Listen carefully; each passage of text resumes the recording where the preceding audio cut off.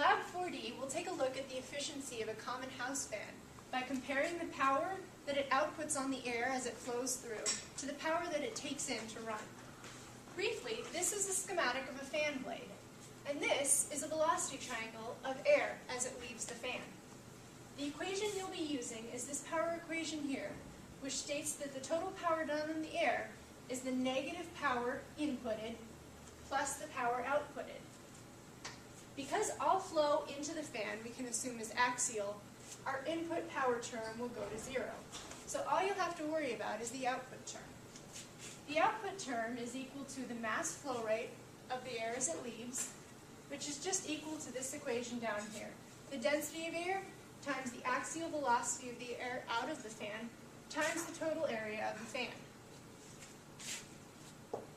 The velocity of the fan blades themselves will be measured with a stroboscope, which you used in Lab 4C.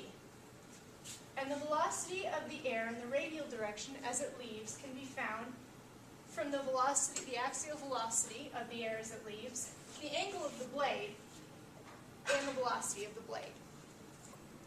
To measure the angular velocity of the fan blades, you'll again use the stroboscope that you used in Lab 4C. To measure the axial flow of the air as it leaves the fan, you'll use this flow meter.